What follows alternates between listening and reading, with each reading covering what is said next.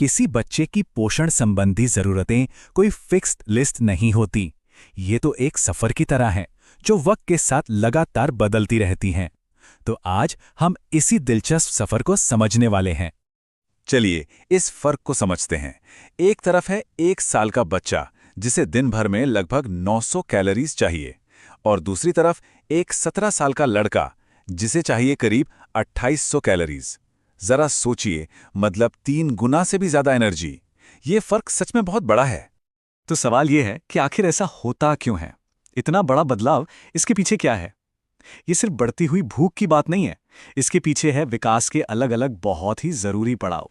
तो शुरुआत करते हैं सबसे नाजुक और जरूरी दौर से, जिसे कहते हैं पहले 1000 दिन। ये वो वक्त है जब आप कह सकते हैं बच्चे के पूरी जिंदगी के स्वास्थ्य की नींव रखी जाती है। तो ये पहले 1000 दिन आखिर हैं क्या? ये समय शुरू होता है गर्भधारण से और बच्चे के दूसरे जन्मदिन तक चलता है।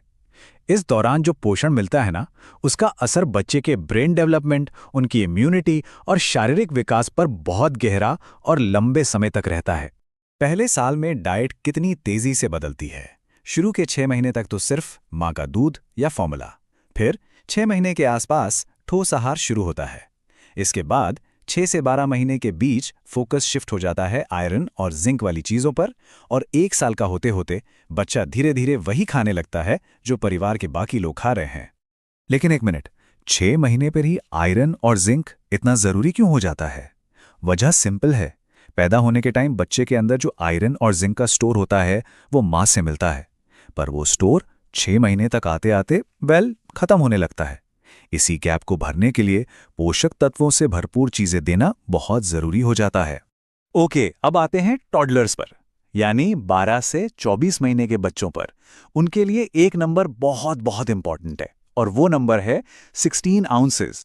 हाँ, 16 आउंस, यानी दिन में लगभग 2 कप।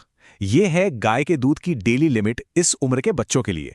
और इसकी वजह है, अगर बच्चे इससे ज्यादा दूध पिएंगे तो उनका पेट भर जाएगा और फिर वो आयरन वाली जरूरी चीजें, सॉलिड फूड नहीं खाएंगे। तो याद रखने वाली बात यह है कि इस स्टेज पर दूध एक ड्रिंक है, पूरा मील नहीं।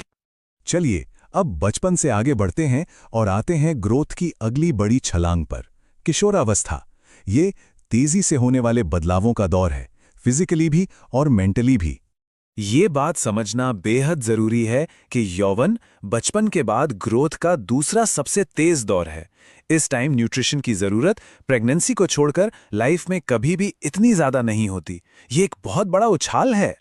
और इस दौर में आयरन की जरूरत भी बदल जाती है, खास करके लड़के और लड़कियों में अलग अलग। देखिए, 9 से 13 साल तक दोनों को लगभग 8 मिलीग्राम आयरन रोज चाहिए, लेकिन 14 से 18 की उम्र आते आते लड़कों को 11 मिलीग्राम चाहिए और लड़कियों को 15 मिलीग्राम। ये एक बहुत बड़ा अंतर है। किशोरावस्था सिर्फ शारीरिक बदलावों के बारे में नहीं है। ये वो वक्त है जब बच्चे आज़ादी चाहते हैं, इंडिपेंडेंट होना चाहते हैं। और अमेरिकन एकेडमी ऑफ पीडियाट्रिक्स का भी यही कहना है कि इस उम्र में उन्हें फूड शॉपिंग और कुकिंग में शामिल करना उन्हें जिंदगी भर के लिए हेल्दी आदतें सिखाता है। ये उन्हें जिम्मेदारी और सही चॉइस लेना सिखाने का एक बेहतरीन तरीका है। तो चलिए अब स्पॉटलाइट डालते हैं 3 ऐसे सुपरस्टार न्यूट्रिएंट्स पर जो हर स्टेज पर जरूरी हैं। ये हैं हमारे दिमाग, हड्डियों और खून के लिए। सबसे पहले DHA। ये एक खास तरह का ओमेगा 3 फैटी एसिड है। आसान भाषा में कहें तो ये हमारे दिमाग और आंखों के रेटिना का एक मेन बिल्डिंग ब्लॉक है, बहुत ही जरूरी। तो DHA का रोल 2 स्टेज पर सबसे ज्यादा इंपॉर्टेंट हो जाता है। एक तो पहले 1000 दिन में जब दिमाग बहुत तेजी से ग्रो कर रहा होता है, और दूसरा किशोरावस्था में जब दिमाग एक तरह से रीमॉडल हो रहा होता है। ये ध्यान, मेमोरी और लर्निंग सभी चीजों को सपोर्ट करता है। अब बात करते हैं हड्डियों की, और इसके लिए भी एक मैजिक नंबर है। खास करके टीन्स के लिए वो है 1300 मिलीग्राम। 1300 मिलीग्राम ये वो डेली कैल्शियम है जो पीक बोन मास बनाने के लिए चाहिए। इसको ना हड्डियों के लिए एक सेविंग्स अकाउंट की तरह समझिए। किशोरावस्था में इस अकाउंट में जितना कैल्शियम जमा करेंगे, आगे की जिंदगी में हड्डियां उतनी ही मजबूत रहेंगी। तो अभी तक हमने क्यों की बात की, साइंस समझा। अब आते हैं कैसे पे, यानी इस सारी इंफॉर्मेशन को रोजमर्रा की जिंदगी में इस्तेमाल कैसे करें। आयरन का इंटेक बढ़ाना मुश्किल बिल्कुल नहीं है, कुछ आसान से स्टेप्स हैं। पहला, डाइट में आयरन रिच चीजें जैसे मीट, बीन्स, दालें, टोफू शामिल करें। दूसरा, उन्हें विटामिन सी वाली चीजों के साथ दें जैसे संतरा या टमाटर। विटामिन सी ना आयरन को एब्जॉर्ब करने में बॉडी की मदद करता है। और तीसरा, जो हमने पहले भी डिस्कस किया, टॉडलर्स के लिए दूध की मात्रा को लिमिट में रखें। और अब कैल्शियम के लिए भी कुछ सिंपल टिप्स। पहला, दूध, दही, पनीर जैसे डेयरी प्रोडक्ट्स को बढ़ावा दें। दूसरा, कैल्शियम फोर्टिफाइड चीज़ों पर भी नज़र रखें जैसे कुछ ब्रेकफास्ट सीरियल्स या ऑरेंज जूस।